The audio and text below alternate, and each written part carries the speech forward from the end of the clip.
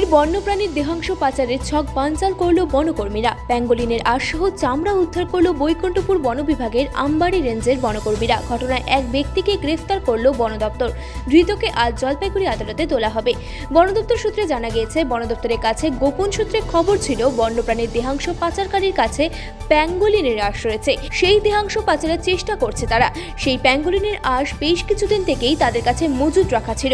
সেই খবরের ভিত্তিতে আমবাড়ি ফালাকাটা রেঞ্জের অফিসের রেঞ্জার আলমগীর হকের নেতৃত্বে বনকর্মীদের একটি দল ক্রেতা সেজে ডুয়ার্সের ওদলাবাড়িতে ঘাটে গেড়ে বসেছিল।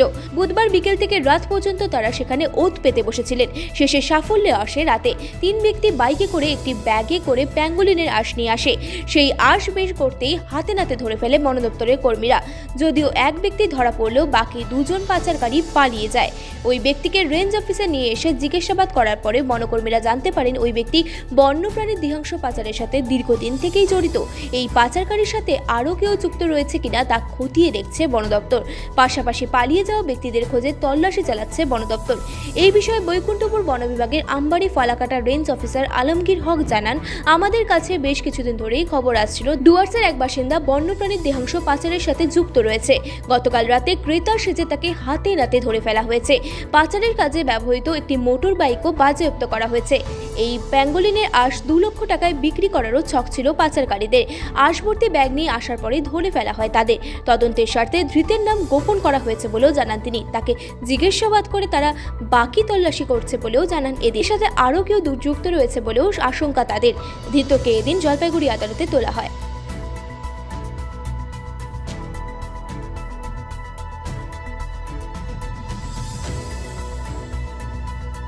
প্যাঙ্গোলিন ধরা হয়েছে। Pangolin scale actual dead body pangolin.